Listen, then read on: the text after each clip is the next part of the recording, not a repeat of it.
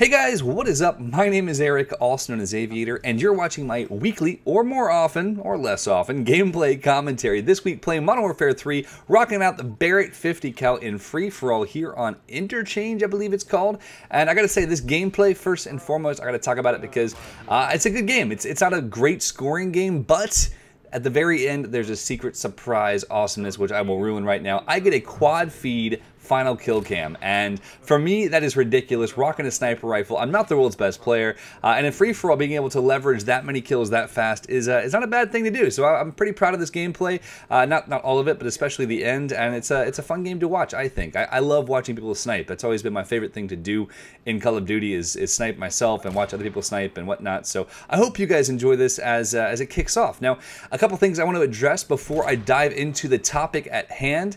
I want to mention first and foremost, I am not first and foremost, second most, I guess, because I've already done the first thing. I mean, geez. Anyway, I am currently in California as you guys are watching this video. I am recording it on 4th of July. My family is all coming over for a barbecue, and I've just been preparing the house, get the barbecue all ready, but I'm taking a break to record this commentary. Now, first off, watch all these hit markers and fail hard scopes and all these things. Oh my goodness gracious.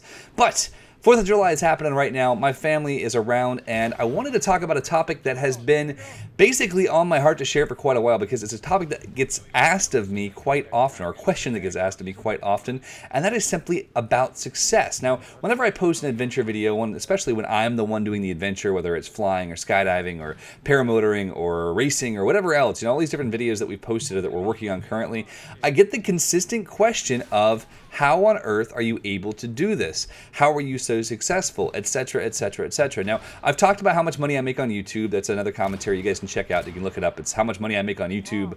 Plus, I almost kind of sort of beat Sandy Ravage. Those are the two titles. It's the same video. It's worth watching. It's entertaining, I think, Modern Warfare 2 gameplay. And that's part of it. So part of it is how, you know, fiscally successful you are, etc. But even more so is what I'm going to talk to you guys about next, and that is simply kind of changing your perspective of success. Now, for me, my perspective of success was always being wealthy, was always, you know, this is kind of the perception that was given to the whole world of us. You know, if you've grown up in the United States, you want to have the American dream, you want to have the house, you want to have the car, you want to, you know, it's just been fed to us by the media since we were kids, and that's acceptable. I understand that, but true success is something completely different. Now, being able to have success to be able to take adventures, I'll talk about that also, but true success is completely different for me now than it was when I was younger. I used to want to have a lot of money. I used to work a lot of hours in order to make a lot more money. Now, to me now, I work a ton of hours. I mean, I'm working anywhere from 70 to 90 hours a week on YouTube, you know, making these videos, going out and filming, working really hard to develop sponsor relationships so I can go do even more filming, all these things. Nice trip feed there.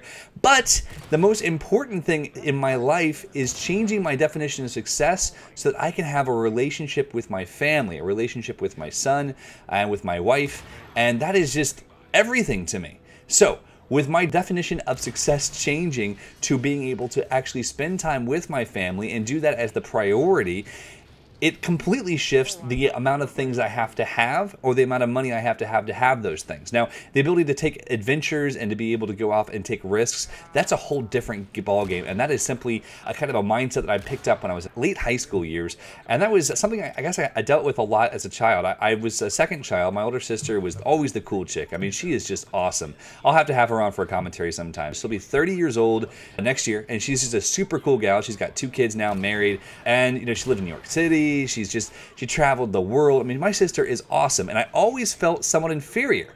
And then just to add to that, we traveled half the year. My family made their living by traveling around, going to conferences half the year. So I didn't have that many friends at home except for my cousins and my siblings. Now, my cousins went to public school. I was homeschooled. So all my cousins' friends became my friends, or at least I tried for them to be, but I was always a bit of an outcast, always a bit of a loner, simply because I didn't have the same perspective they did.